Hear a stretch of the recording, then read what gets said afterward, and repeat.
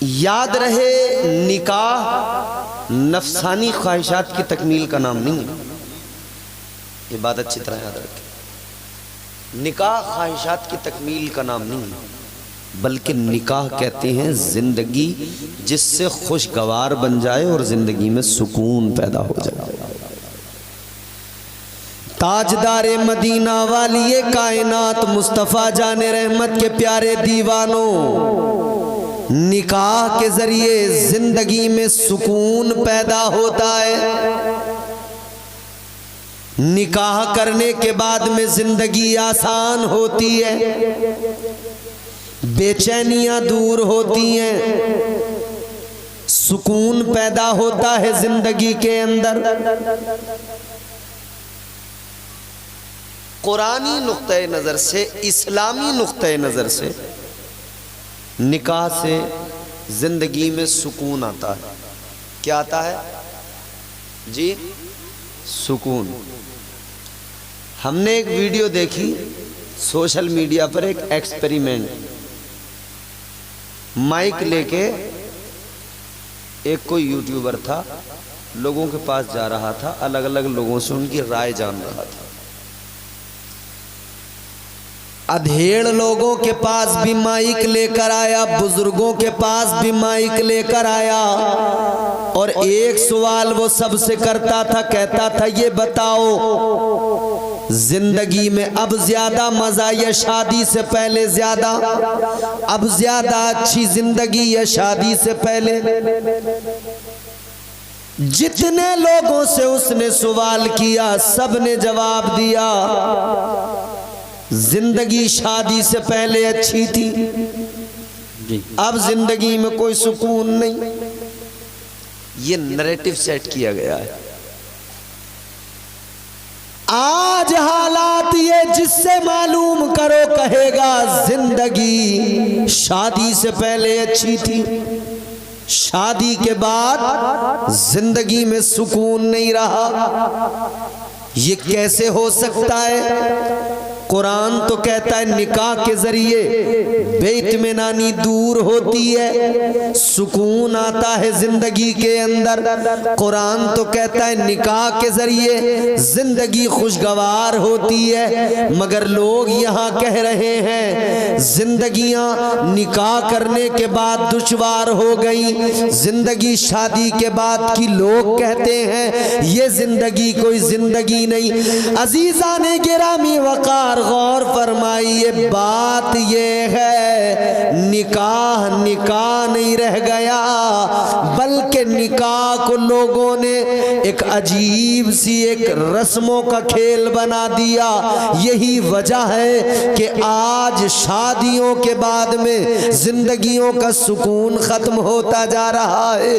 اور دوسری بات یہ ہے کہ حالات ایسے ہو گئے، حالات اتنے مشکل ہو گئے، آج ہمارے گھروں کے اندر تربیت نہیں رہی، اسلامی اصول و ضوابط نہیں رہے، اسلام پر عمل کرنے والے لوگ نہیں رہے۔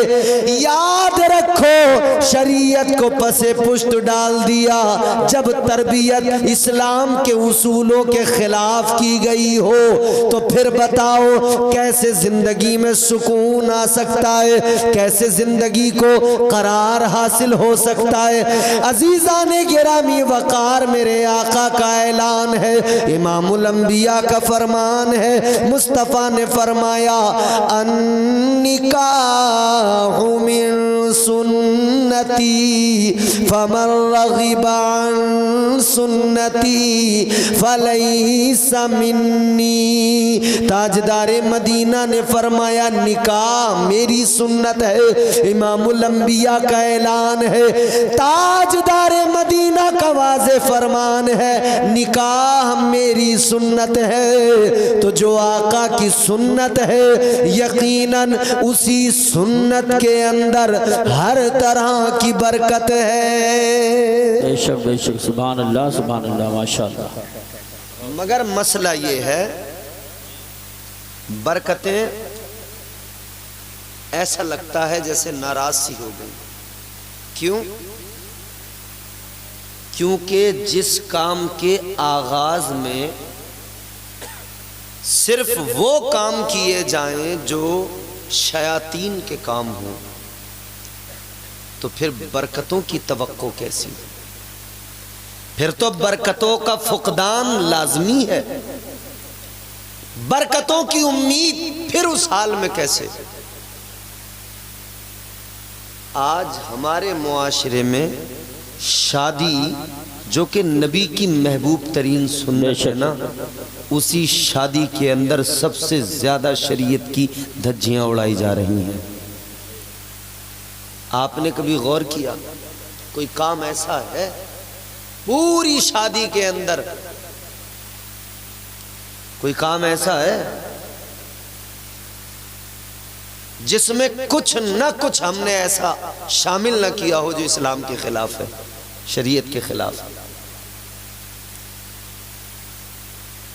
آپ پہلے دن سے جب سے نیو رکھی جاتی ہے، بنیاد رکھی جاتی ہے، وہاں سے دیکھیں، رشتوں کی بنیاد رکھی جا رہی ہے جھوٹ کی بنیاد پر، نیو رکھی جا رہی ہے جھوٹ پر۔ اچھا جی، جھوٹ کیا ہے؟ حرام ہے۔ کتنا بڑا؟ جیسے شراب پینا حرام ویسے جھوٹ بولنا حرام۔ اب اسٹارٹنگ ہو گئی جھوٹ سے،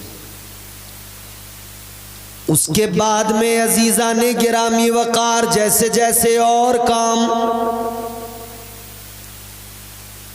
رشتہ داروں کا آنا جانا، کھانا کھلانا، ملنا ملانا، اس میں بھی رسمیں اتنی کہ اللہ کی پناہ۔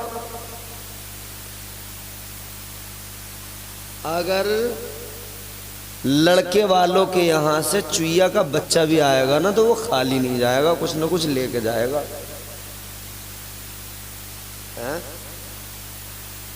خالی نہیں جائے گا،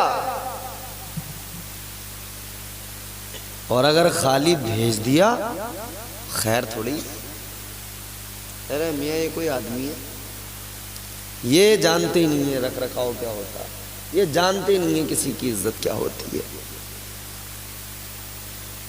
رسمیں اس قدر، اب صاحب ہم یہ کرنے آ رہے ہیں، اب صاحب وہ یہ کرنے جا رہے ہیں، یہ کرنے جا رہے ہیں، کبھی وہ کچھ کرنے آ رہے ہیں، یہ چلتا رہا۔ اس کے بعد میں پھر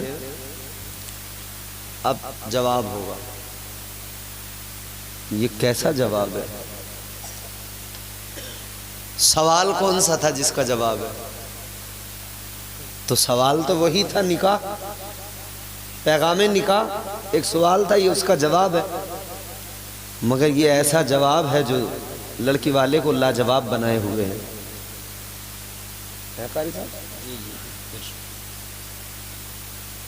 جواب کے نام پر، یا اس کو یوں کہیں منگنی کے نام پر، بہت الگ الگ علاقوں میں الگ الگ نام بولتے ہیں، مگر ہیں بڑی گڑبڑیاں۔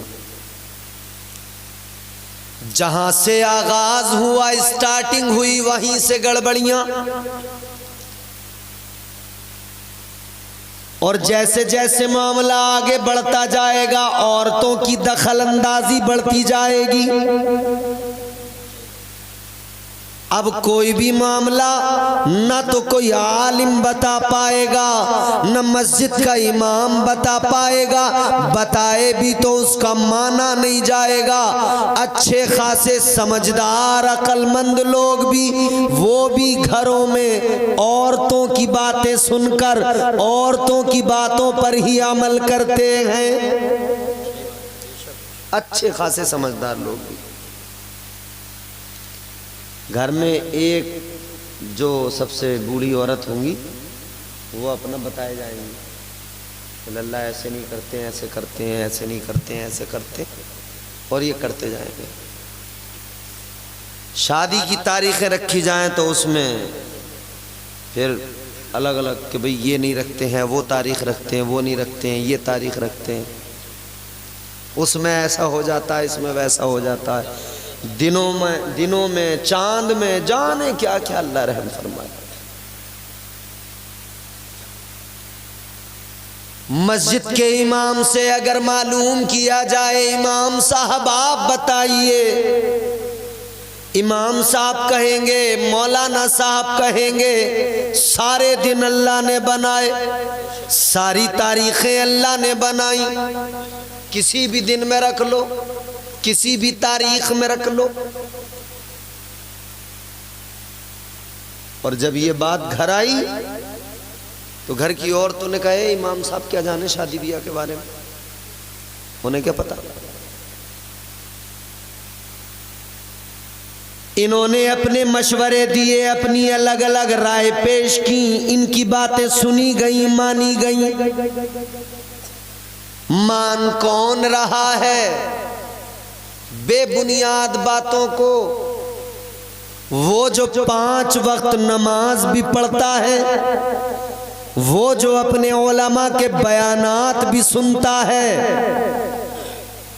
وہ محفل میں بیٹھ کر جب سنتا ہے تو کہتا ہے بات صحیح ہے، مگر جب گھر پہ شادی آئے تو وہ بھی کرتا وہی ہے جو سارا سماج کر رہا ہے۔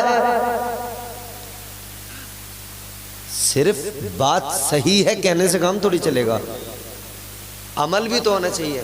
یہ بھاگ گئے، شاید مائک والے ہیں اسے خشک کر کے بھاگ گئے، انہوں نے کہا بھی جھیلتا رہے گا اسے مولانا، میں تو چلا جاؤں۔ بیٹھے ہیں، اچھا پانی پی رہے ہیں، نہ دور ہی ہے کہیں، چائے پینے گئے۔ اب غور سے سنیے میری بات، تو شادی نکاح مصطفیٰ جان رحمت کی سنت ہے، مگر اس میں شروع سے ہی اتنی چیزوں کو شامل کیا گیا، اتنی چیزوں کو شامل کیا گیا کہ وہ چیزیں شامل ہوتی گئیں اور وہ خلاف شریعت، اسلام کے خلاف بہت ساری چیزیں بے وجہ بد اعتقادیاں شامل ہو گئیں، اور ہم لکیر کے فقیر اسی لکیر کو پیٹتے چلے جا رہے، اسی لکیر کے پیچھے بھاگتے چلے جا رہے۔ یاد رکھو عزیزان گرامی وقار، تاجدار مدینہ کی شریعت سب سے اوپر۔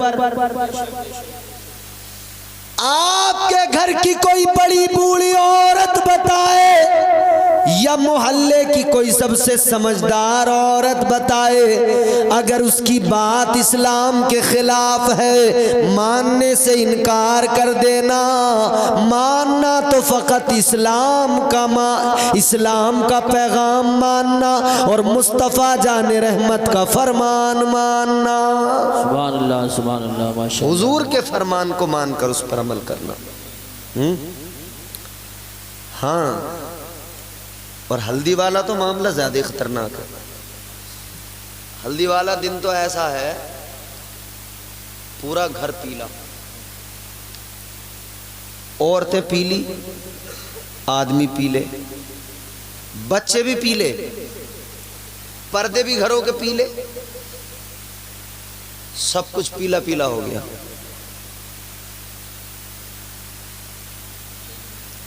ایسے حالات کے بچوں سے لے کے، اچھا عورتیں بڑی چلاکی سے کام لیتی ہیں، کپڑا اپنے لیے لائیں پیلا سوٹ سینے کو، اس میں سے اتنا سا بچا تو چھوٹے والے کا کرتا سی دیا، اسے بھی پیلا کر دیا۔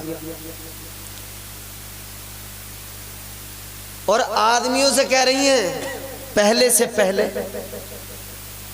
10 دن 15 دن 20 دن مہینہ بھر پہلے کہ اے جی وہ ہلدی والا سوٹ میں تو سلوا رہی ہوں، تم بھی ایک کرتا پاجامہ سلوا لیتے پیلے رنگ کا۔ تو انہوں نے کہا اچھا، تو انہوں نے بھی کرتا پاجامہ سلوا لیا پیلا۔ کہنے کا مطلب یہ ہے آدمی عورتوں کے پیچھے اتنا چل رہا ہے، اتنا چل رہا ہے، اللہ نے مرد کو حاکم بنایا مگر یہ محکوم بن گیا، یہ دست بستہ پیچھے کھڑا ہے، آگے سے فرمان جاری ہوا، یہ پیچھے سے جی جی، جیسا بتا دیا گیا، جیسا سمجھا دیا گیا، بس ہاں جی کر لیا فوراً۔ عورت نے کہا یہ کرو، کہا ہاں جی، اور مسجد میں تقریر سن کے امام صاحب کی، ہاں جی صحیح کہہ رہے ہیں امام صاحب، بات صحیح ہے ان کی. جلسے میں تقریر سنی، ہاں ہاں بات تو صحیح کہہ رہے ہیں مولانا، اور گھر میں جا کے خود ہی پھر وہی سارے کام اپنے گھر میں کروا رہے ہیں. ہم نے تو کئی لوگوں کے گھروں کا حال یہ دیکھا، وہ محلے کے اندر چوراہوں پہ بیٹھ کر دوسروں کے گھروں کی شادیوں کا تبصرہ کیا کرتے تھے، تنقیدیں کیا کرتے تھے. اس نے ایسا کر لیا، وہ یہ کر رہا ہے، وہ کر رہا ہے. یہ ادھر ادھر بیٹھ کر تنقیدیں کرنے والے، ان کے گھر میں جب شادی آئی، کام سارے ہوئے، کچھ دروازہ کھول کر کیے گئے، کچھ کام دروازہ بند کر کے کیے گئے، کام سب ہوئے. اور وہ جو تنقیدیں کرتے تھے، وہ جو لوگوں پہ بڑی انگلیاں اٹھاتے تھے، وہ ان کے گھر بھی وہی رہا. یہ بالکل اسی طرح ہے کہ ہم دنیا کو جگانے کے ٹھیکیدار بن جائیں، اپنے جاگنے کی باری آئے تو ہم بے ہوش ہو جائیں، اپنا ہوش نہ رہے. یاد رکھنا میرے عزیزو، آغاز جو ہوتا ہے وہ خود سے ہوتا ہے. تبدیلی کا آغاز خود سے ہوا کرتا ہے. پہلے اپنے آپ کو بندہ بہتر کرے، سب کچھ بہتر ہوتا چلا جائے گا. اور جب تک خود کو بہتر نہ کیا، کچھ نہیں کر سکتے. پھر بس ہر طرف خرابیاں نظر آئیں.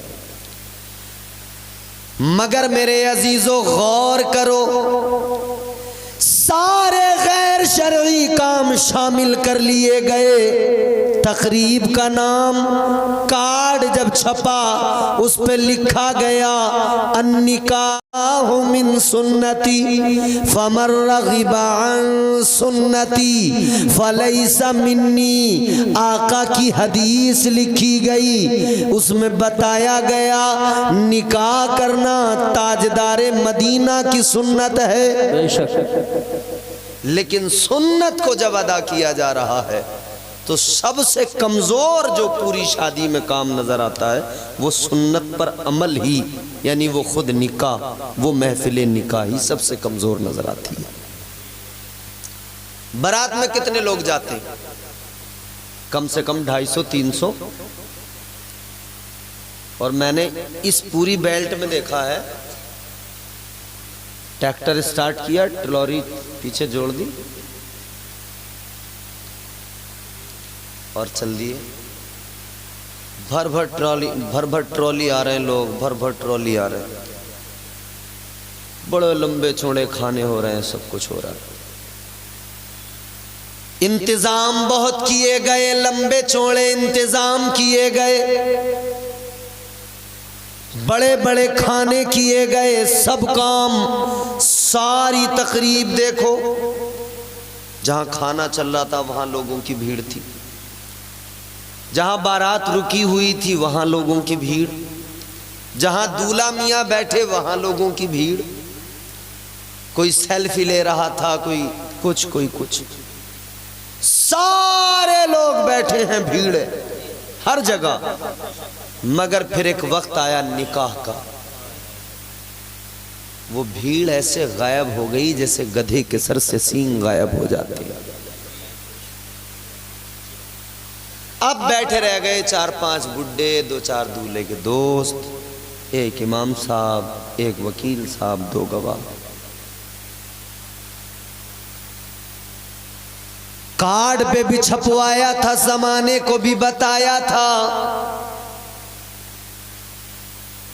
سب کو بتا دیا گیا، सब कुछ तो छपवा दिया गया, नाम तो ये था कि आका की सुन्नत अदा करने जा रहे हैं, मगर सुन्नत मुस्तफ़ा के नाम पर कितने गैर शरई काम किए, सुन्नत मुस्तफ़ा के नाम पर नाच गाने किए, सुन्नत मुस्तफ़ा के नाम पर शरीयत का मजाक उड़ाया गया, सुन्नत मुस्तफ़ा के नाम पर न जाने कितनी वाहियात हरकतें की गई, सुन्नत मुस्तफ़ा के नाम पर फजूल खर्ची की गई, सुन्नत मुस्तफ़ा के नाम पर इस्लाम के खिलाफ तमाम काम किए गए। और फिर बाद में कहने लगे हमने लो जी सुन्नत अदा कर ली, लो हमने शादी कर ली। फिर कहने लगे हमने शादी कर ली, अब बेटे की शादी करने के बाद में कहने लगे अब जरा एक महफिल मीलाद का एहतमाम कर लिया जाए,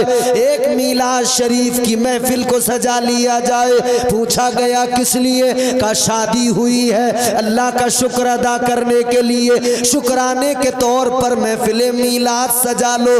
है मेरे अजीजों, सोचने वाली बात है, जिस वक्त में तुम नाच रहे थे उस वक्त में तुम्हें याद नहीं आया ये खुशी अल्लाह ने अता की है, इस खुशी पर अल्लाह का शुक्र अदा किया जाए। जब दूल्हा बनाया गया लड़के को उस वक्त तुम्हें याद नहीं आया इसके सर पे जो सेहरा सजा है ये अल्लाह ने करम फरमाया है, तभी तो सर पे सेहरा सजा है। उस वक्त याद नहीं आया कि चलो अल्लाह का शुक्र अदा कर लिया जाए। नहीं नहीं, उस वक्त तो दरवाजे पे बाजा बजाने वाले खड़े थे, उस वक्त तो दरवाजे पे नट खड़े थे, उस वक्त तो दरवाजे पे ढोल बजाने वाले खड़े थे, उस वक्त तो दरवाजे पे तमाम नाचने गाने वाले या ख्वाजा सरा आकर खड़े थे और आप पैसों की गड्डियां हाथ में लेकर लोगों को नचाकर अपने पैसे उड़ा रहे थे, नाचने वाले नाच रहे थे। उस वक्त शुक्र खुदा आपको याद नहीं आया, उस वक्त अल्लाह का शुक्र अदा करना है ये ख्याल नहीं आया। नाच गाना होता रहा, शरीयत के खिलाफ सारे काम होते रहे, कुछ याद नहीं आया। अब महफिल मीलाद सजाई है, अब समझते हैं सारी बरकतें आज ही मिल जाएंगी, सारी बरकतें एक महफिल मीलाद के जरिए आ जाएंगी। हाँ, महफिल मीलाद के जरिए बरकतें तो आती हैं, मगर तूने जो निकाह किया, तूने जो शादी अपने बेटी बेटे की है, उसमें तूने इतने गैर शरई काम कर लिए हैं कि पहले तुझे उन सब का खमियाजा भुगतना पड़ेगा। वो जो तूने गैर शरई काम किए हैं वो तेरे यहाँ वबाल की शक्ल में लौट कर जरूर आएंगे। नारे तकबीर, नारे रिसालत, नारे हैदरी, नारे गौसियत, मसलके आला हजरत, फैज़ान आला हजरत कारी इम्तियाज बरकाती साहिब क़िबला। सुभान अल्लाह, सुभान। वो आएंगे साहब, और फिर शादी होती है ना तो उस वक्त में लोगों का एक डायलॉग बड़ा फेमस है, एक बड़ा फेमस डायलॉग है, जानते हो वो क्या है? जल रहे हैं हमसे, हमारी खुशी देखी थोड़ी जा रही है इनसे, पेटों में आग लगी पड़ी है इनके। या हमारे लोगों ने ग्वालियर से कमा के घर जो बना लिया, जल रहे हैं हमसे, है जी, होता है। बड़ा मशहूर बड़ा फेमस डायलॉग है। और शादी होने के बाद में और घर की जो चौधरन होती है ना, वो मुख्य महिला सचिव घर की, वो बैठ जाती है, हो गया अल्लाह ने सब करा दिया, लोगों ने तो बड़ा चाहा इनकी बेइज्जती हो जा, मगर अल्लाह ने इज्जत रख ली। इज्जत रखने वाला अल्लाह है? ये फेमस डायलॉग है। अरे अल्लाह तो इज्जत रखता ही है, اللہ ہی عزتوں کا محافظ ہے، مگر یہ بھی سوچ لو ذلیل بھی اللہ ہی کر دیتا ہے اگر اس کے احکام کے خلاف گئے تب۔ اگر اللہ تعالیٰ کے فرامین کے خلاف گئے تب اللہ تعالیٰ ہی ذلیل بھی کر دیتا ہے، رسوا بھی کر دیتا ہے۔ دیے سے لو کبھی طوفان سے طاقت چھین لیتا ہے، وہ ظالم بادشاہوں سے حکومت چھین لیتا ہے۔ بہت ہی سادگی سے تم گزارو زندگی اپنی، ہوا میں اڑنے والوں سے وہ شہرت چھین لیتا ہے۔ وہ اپنے نیک بندوں کو کبھی رسوا نہیں کرتا، مگر بھٹکے ہوئے لوگوں سے جنت چھین لیتا ہے۔ تو یہ بھی خیال رہے، یہ بھی یاد رہے، سارے بیاہ میں ساری شادی میں غیر شرعی کام کر کے اور پھر تم سمجھتے ہو کہ تم نے بڑا تیر مار لیا۔ جتنا تم نے راستوں میں کھڑے ہو کر ڈانس کیا ہے، اتنا ہی ڈانس اگر تمہارے گھر میں نہ ہو تب کہنا۔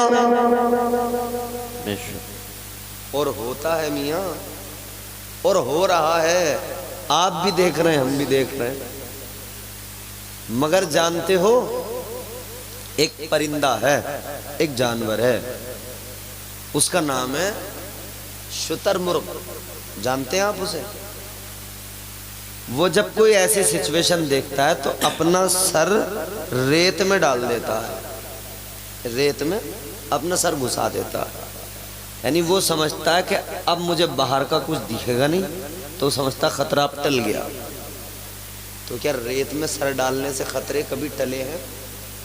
جی بھائی، ریت میں سر ڈال دینے سے خطرے تو نہیں ٹل جاتے، سچویشن تو جو کی تو رہتی ہے۔ ہم لوگ ریت میں سر ڈالے ہوئے ہیں، ابھی پتہ تو ہے خطرہ ہے دائیں بائیں، اگر ریت میں سر ڈال دیا رہے جو ہوگا کچھ نہیں، دیکھ لیں گے۔ ریت میں سر ڈال کے سوچ لے کچھ نہیں ہے، سب ختم ہو گیا۔ عزیزان گرامی وقار، غور فرمائیے، ریت میں سر ڈالنے سے کچھ نہیں ہوگا، بدلنا پڑے گا، اپنے آپ کو بدلنا پڑے گا، اپنے طور طریقوں کو بدلنا پڑے گا، ان رسم و رواج کو۔ آئے کہاں سے رسم و رواج؟ ہمارے یہاں ہندوستان کے اندر ہمارے ساتھ بہت سارے مذاہب کے لوگ رہتے ہیں، اور ایک میجر مطلب ایک جو ہے ہمارے یہاں جو مائنورٹی میں ہے کمیونٹی، وہ ان کی بہت ساری چیزیں، رسم و رواج وہ مسلمانوں کے یہاں پائے جا رہے ہیں۔ کیوں؟ جہالت کے سبب، جہالت کے سبب۔ عزیزان گرامی وقار، ذرا غور سے سنیے، میں نے عرض کیا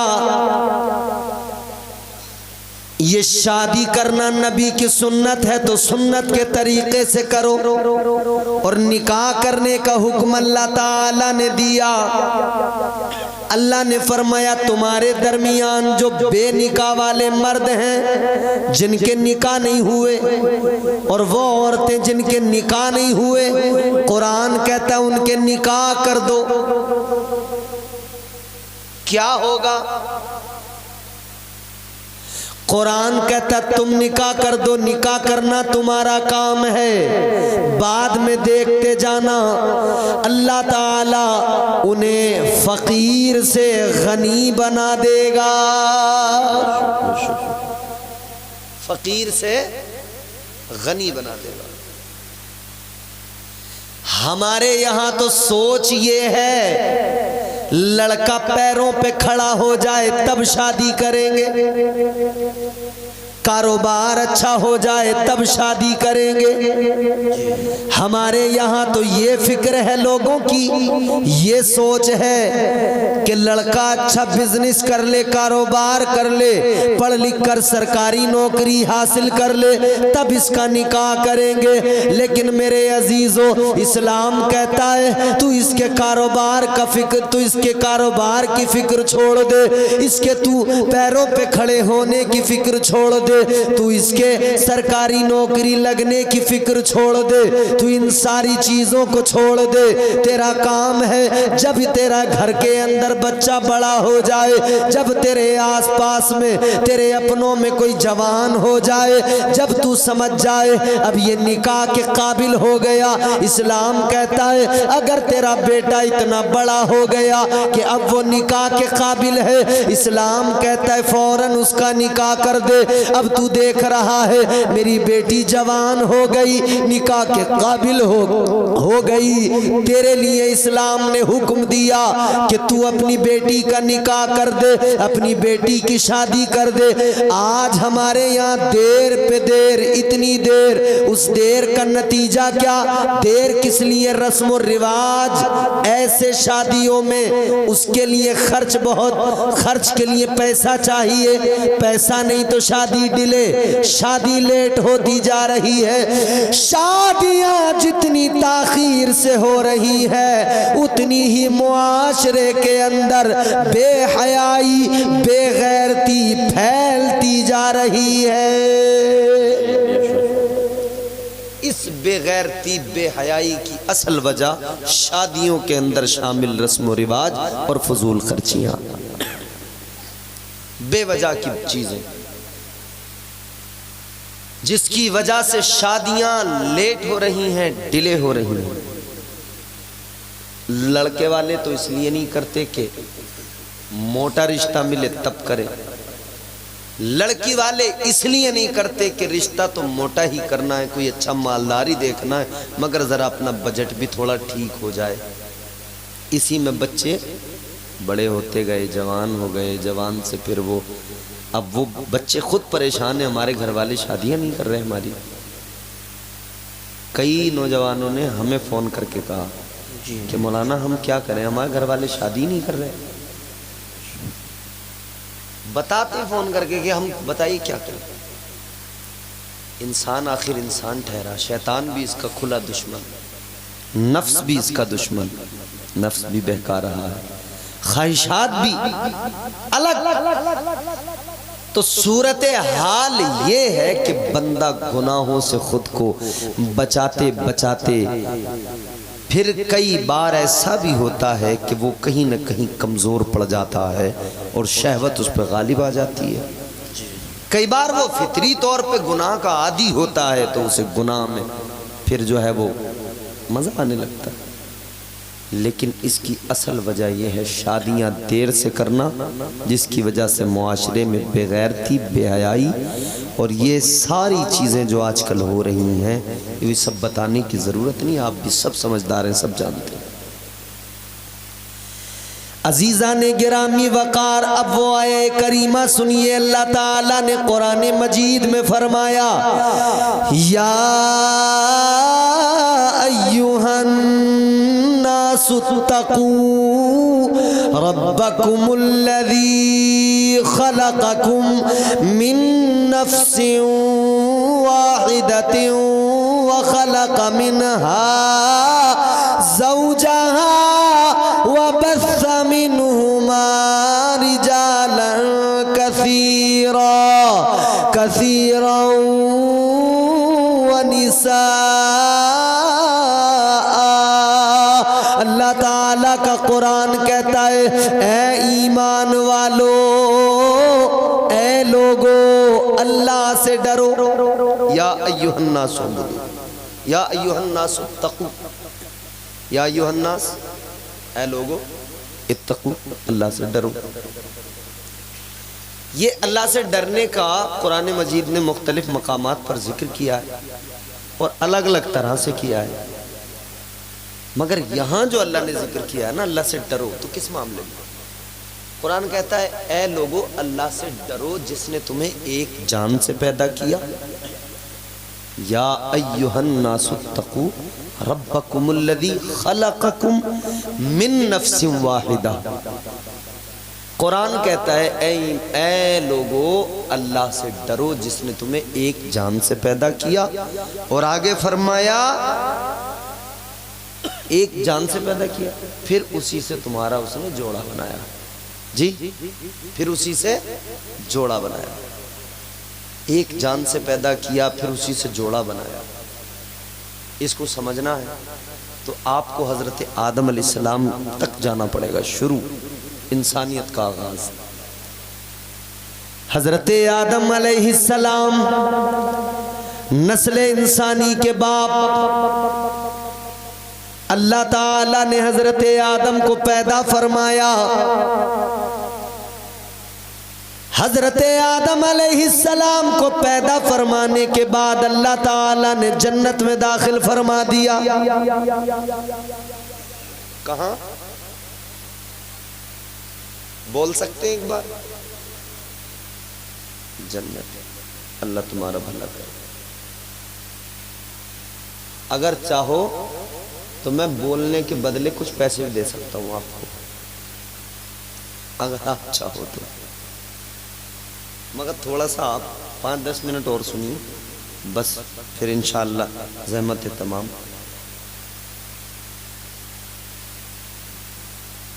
کہاں رکھا اللہ نے؟ جنت. جنت میں رکھا. جنت بڑی پیاری جگہ ہے. جی جنت بڑی حسین جگہ ہے. جنت بڑی خوبصورت جگہ ہے. جنت کی رانائیاں, جنت کی رنگینیاں, جنت کا حسن, جنت کی بہاریں, جنت کی رونقیں. اور پہلا انسان دنیا کا. بھائی صاحب مزے مزے تھے جنت میں تھے. نہ کمانے کی جھنجھٹ, نہ بال بچوں کی جھنجھٹ, نہ کوئی ٹینشن, نہ کوئی آگے نہ کوئی پیچھے. جی نہ کوئی آگے. یہ جو آج کل لوگ کہتے ہیں کہ بھائی کنوارے ٹھیک ہے, نہ کوئی آگے نہ پیچھے. اگر اکیلے ٹھیک ہوتے تو اللہ نے جب اکیلے کو بنایا تھا تو اللہ اکیلے کو ہی رکھتا.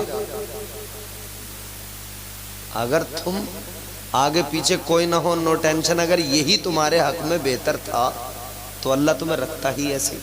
جی اللہ ایسے رکھتا. بھائی کیا بات تھی جنت.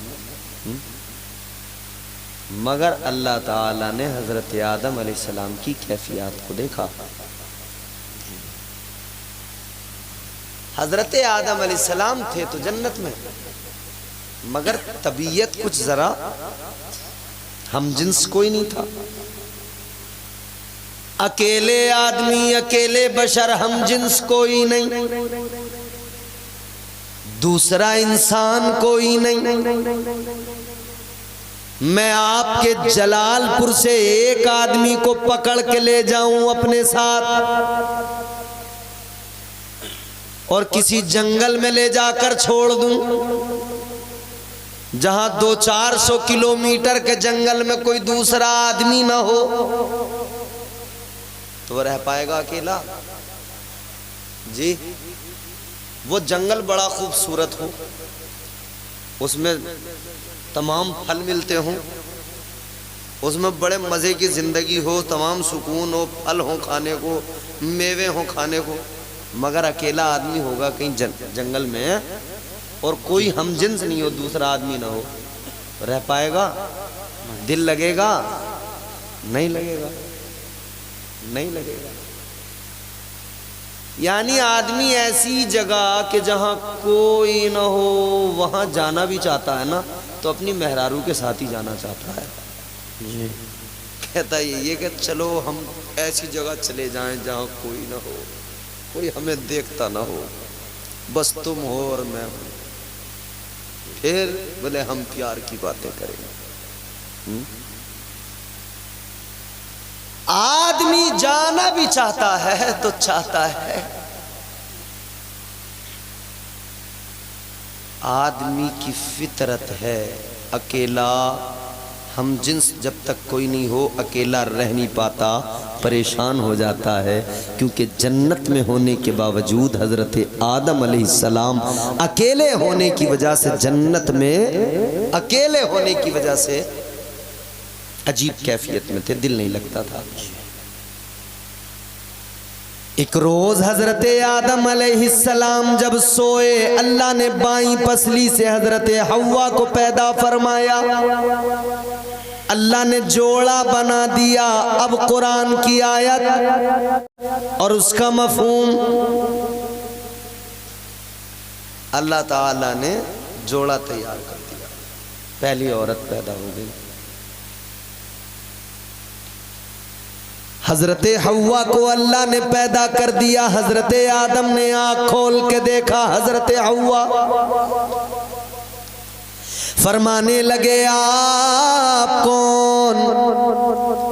حضرت حوا نے کہا میں حوا، پہلی عورت، آپ کے لیے مجھے اللہ نے پیدا کیا۔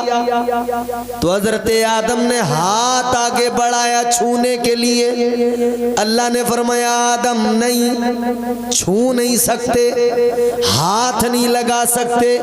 یا اللہ کس لیے؟ اے مولا کیا وجہ ہے؟ پروردگار نے فرمایا حوا کو پیدا تو تمہارے لیے کیا گیا ہے، مگر آدم جان لو حوا کو اگر چھونا ہے، اگر ان کے قریب جانا ہے تو پہلے نکاح ہوگا، پہلے تمہاری شادی ہوگی۔ سبحان اللہ، سبحان اللہ۔ ملنے کے لیے نکاح ضروری ہے، قریب آنے کے لیے نکاح ضروری ہے، نکاح ضروری ہے۔ اللہ نے فرمایا پہلے نکاح ہوگا۔ اللہ تعالیٰ نے اب حضرت آدم علیہ السلام کا نکاح خود پڑھا دیا۔ نکاح پڑھانے والا اللہ، اللہ تعالیٰ نے خود نکاح پڑھایا، فرشتوں کو گواہ بنایا۔ اب یہاں پر آپ یہ بات سمجھیں اور سمجھنے والی ہے، نکاح فرشتوں کو بنایا گیا، پہلے نکاح میں گواہ فرشتوں کو بنایا گیا۔ اس سے یہ بھی مزاج ملتا ہے کہ اللہ نے فرشتوں کو پہلے نکاح میں گواہ بنایا۔ فرشتے معصوم ہوتے ہیں، کبھی جھوٹ نہیں بولتے، کبھی کوئی جرم ان سے نہیں ہوتا، کوئی گناہ نہیں کرتے، معصوم عن الخطا۔ اور معصوم کی ڈیفینیشن یہ، وہ گناہ کرتا بھی نہ ہو، کر سکتا بھی نہ ہو۔ جی گناہ پر قدرت بھی نہیں ہے اس کی، وہ چاہے تو کر بھی نہیں سکتا، چاہ بھی نہیں سکتا گناہ کرنا۔ اللہ تعالیٰ نے پہلے نکاح میں جو گواہ بنائے وہ معصوم، گناہوں سے پاک۔ گواہی کا بھی اصول بنا دیا۔ اے لوگوں، اپنے نکاح میں جب تم کسی کو گواہ بناؤ تو یہ دیکھ لینا وہ فرشتہ تو نہیں ہو سکتا، مگر اتنا تو ہو کہ وہ گناہوں سے بچنے والا ہو، جھوٹ اور تمام قسم کی بری عادتوں سے بچنے والا ہو، وہ برائیوں، بے حیائیوں اور تمام قسم کے گناہوں سے پرہیز کرتا ہو۔ جی بے شک، بے شک۔ ایسے آدمی کو نکاح بنائے، گواہ بنائے نکاح میں، جو گناہوں سے دور ہو۔ اللہ نے نکاح پڑھایا، فرشتے گواہ بن گئے، پہلا جوڑا تیار، حضرت آدم و حضرت حوا کا۔ مگر مسئلہ یہ ہے بھیجنا زمین پہ ہے، تبھی تو انسانیت کو آغاز ملے گا، انسانیت کا آغاز ہوگا۔ اللہ نے پھر بالآخر منشاء رب، مشیت کے راز، وہ ایک پروسیس تھا، اس میں جو بھی ہوا قرآن میں تمام وضاحتیں موجود ہیں۔ حضرت آدم علیہ السلام نے وہ دانے گندم کھا لیا، حضرت حوا نے وہ دانے گندم کھا لیا جس کے کھانے کی اجازت نہ تھی، جس کے قریب جانے کا حکم اللہ نے منع کیا تھا جس کے قریب جانے سے بھی، بالآخر اللہ نے جنت سے نکالا، زمین پر آئے۔ حضرت آدم علیہ السلام زمین پر آئے، اب وہ زندگی دیکھو جنت والی زندگی، یہ زندگی دیکھو زمین والی۔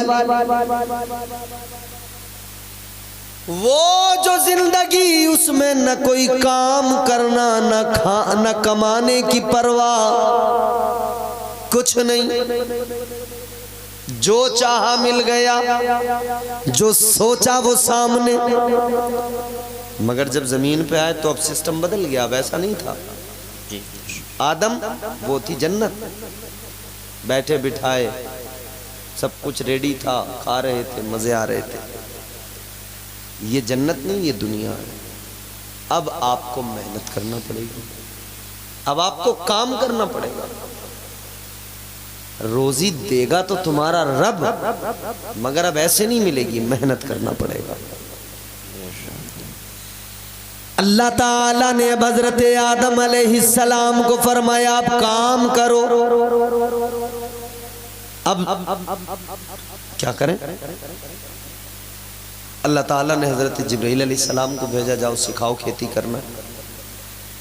بلبلِ سدرہ نے کھیتی کرنا سکھایا، زمین میں دانہ ڈال کر اس سے پودا نکلے گا، فصل اگے گی، اناج پھر وہ آپ کے کھانے کے کام میں آئے گا۔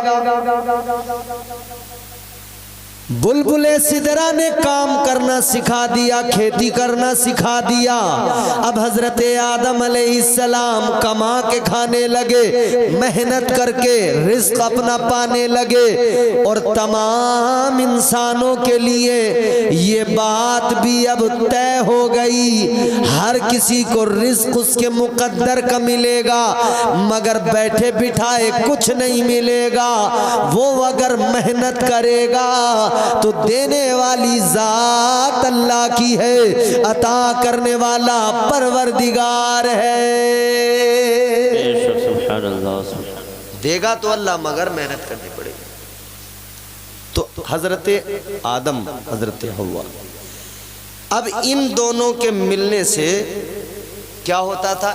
ایک بار میں حضرت حوا جب حاملہ ہوتی تھی، پریگننٹ ہوتی تھی، تو ایک مرتبہ میں 2 بچے پیدا ہوتے تھے، ایک لڑکا ایک لڑکی، ایک لڑکا ایک لڑکی ایک مرتبہ میں۔ تو ادھر جو لڑکا لڑکی پیدا ہوئے، اب ان کے بعد میں دوسری مرتبہ پھر جب آپ حاملہ ہوتی تھی تو پھر ایک لڑکا ایک لڑکی، تو ادھر والا لڑکا ادھر والی لڑکی، ادھر والا لڑکا ادھر والی لڑکی، اس طرح سے ان کے نکاح کرائے جاتے تھے، اس طرح سے ان کے نکاح کرائے جاتے تھے، اس طرح سے ان کی شادیاں ہوتی تھیں۔ بس شادیوں کا پروسیس اسی طرح سے سٹارٹ ہوا، مگر شادیوں کا پروسیس اس لیے تھا کہ انسانیت کو فروغ ملے، اس لیے نہیں تھا کہ شیطانیت کو فروغ ملے۔ شادیوں کا مقصد اس لیے ہرگز نہیں تھا کہ شیطانیت کو فروغ ملے، شادیوں کا مقصد تھا کہ انسانیت فروغ پائے۔ اللہ تعالیٰ نے دنیا میں انسانیت کو فروغ بخشا، ساری کائنات کے اندر پھر دیکھتے دیکھتے انسان بسنے لگے، نسل آدم آباد ہونے لگی، شادیاں ہوتی گئیں، تو پتہ لگا شادی کرنا خواہشات کی تکمیل کا نام نہیں، شادی کرنا زندگی میں سکون لانے کا نام ہے، اور زندگی خوشگوار بنانے کا نام ہے، اور نسل انسانی کو فروغ دینے کا نام ہے۔ اللہ تبارک و تعالیٰ نے یہ اپنے بندوں کو مزاج دے دیا، اللہ تعالیٰ نے اپنے بندوں کو یہ فکر دے دی، تم شادیاں کرو، اس طرح سے اپنی نسلیں آگے بڑھاتے جاؤ تاکہ انسانیت بھی فروغ پاتی جائے اور تم بھی گناہوں سے بچے رہو، تمہاری تمہاری زندگیاں بھی خوشگوار ہو۔ عزیزان گرامی وقار، اب ذرا یہ جملہ میرا غور سے سنیے۔ اللہ تعالیٰ نے عورت کو مرد کی زندگی میں اس لیے بھیجا کہ مرد کی زندگی میں سکون پیدا ہو، سکون پیدا ہو زندگی میں۔ اور اب کی عورت نے آتی اس کی زندگی ادھل پتل کر کے رکھ دی، اس کی زندگی میں وہ ہلا کاٹ کے پھینک دیا۔ ابھی شادی کو جمعہ 8 دن ہوئے ہیں، کانا پھوسی وہیں سے شروع ہو جاتی ہے۔ اس کے بعد میں دھیرے دھیرے معاملہ بڑھتا ہے تو پھر اللہ خیر کرے، پھر تو وہ بہت آگے نکل جاتی ہے بات۔ عورتوں کو اللہ نے اس لیے پیدا کیا، اس لیے جوڑے بنائے کہ مرد کے دل کی گھبراہٹیں، اس کی پریشانیاں، اس کی الجھنیں دور ہوں، اس کی زندگی خوشگوار بنے، اور اس طرح یہ دونوں خوشی سے اپنا ان کا جوڑا تیار ہے، خوشی سے رہیں، خوشی سے زندگی پرسکون زندگی گزاریں۔ مگر اب حالت یہ ہے زندگیوں میں سکون نہیں رہا، زندگیوں میں آج حالت کی کیوں؟ وجہ یہ ہے کہ ہم نے شریعت کو چھوڑا تو ہم نے اپنی زندگی میں خود مشکلیں پیدا کی، اپنی زندگی میں دشواریاں اپنے لیے خود ہم نے پیدا کی۔ اسی لیے قرآن نے کہا وَمَا أَصَابَكُم مِّن مُّصِيبَةٍ فَبِمَا کسبت ایدیکم۔ اللہ تعالیٰ کا قرآن کہتا ہے جو تم پر مصیبتیں پریشانیاں آتی ہیں یہ تمہارے اپنے ہاتھوں کا کمایا ہوا ہے، یعنی یہ تم نے اپنے لیے خود تیار کی مصیبتیں، تم نے خود اپنے لیے۔ تو آپ اپنی زندگی کو خود آسان بنا سکتے ہیں، اپنی زندگی کو خود نے ہی دشوار بنا رکھا ہے، خود ہی آسان بنا سکتے ہیں۔ آسان بنانے کا واحد طریقہ قرآن پر عمل کرو، حضور کی سنتوں کو اپناؤ، زندگی آسان بنتی چلی جائے گی۔ آپ حضور کی شریعت سے جتنا پیچھے ہٹو گے زندگی اتنی دشوار ہوتی جائے گی، زندگی میں اتنی پریشانیاں، اتنی دقتیں پیدا ہوتی جائیں گی۔ زندگیاں آسان بنائیے اور زندگیاں اسلام کے طور طریقوں کے مطابق دنیا سے جائیے، اس حال میں جائیے کہ آپ قبر میں جائیں ادھر بھی استقبال ہو، حشر میں پہنچیں ادھر بھی پہچانے جاؤ کہ غلام مصطفیٰ ہے۔ تمنا رکھو، تمنا تو ہر آدمی کو ہے خاتمہ بالخیر ہو، ہر آدمی چاہتا ہے خاتمہ بالخیر ہو، مگر خاتمہ بالخیر کی تمنا رکھنے والوں تمنا تو ہے، ہر آدمی چاہتا ہے۔ سرکار غوث اعظم رضی اللہ تعالی عنہ آپ فرماتے ہیں، سرکار بغداد نے فرمایا جب موت آئے گی تو تمہیں حالت بدلنے کا، حال بدلنے کا موقع نہیں دے گی۔ جس حال میں مرنا چاہتے ہو اس حال میں جینا شروع کر دو، دین پر عمل کرتے ہوئے زندگی گزارو گے تو دین پر عمل کرتے ہوئے ہی موت آئے گی۔ اسی طرح زندگی گزاریے، اللہ عمل کی توفیق عطا فرمائے۔ پروردگار ہم سب کو اپنی شادیوں میں فضول چیزیں جو ہیں ان سب کو، ان فضول چیزوں، فضول رسموں سے ہمیں بچنے کی توفیق عطا فرمائے۔ اللہ تعالی ہم سب کو نبی اکرم صلی اللہ علیہ وسلم کے طور طریقوں کے مطابق اپنی تقریبات، اپنی شادیاں کرنے کی توفیق عطا فرمائے۔ استغفر اللہ ربی من کل ذنب و اتوب الیہ۔ کلمہ شریف پڑھ لیجئے، لا الہ الا اللہ محمد رسول اللہ صلی اللہ علیہ وسلم وما علینا الا البلاغ۔ السلام علیکم۔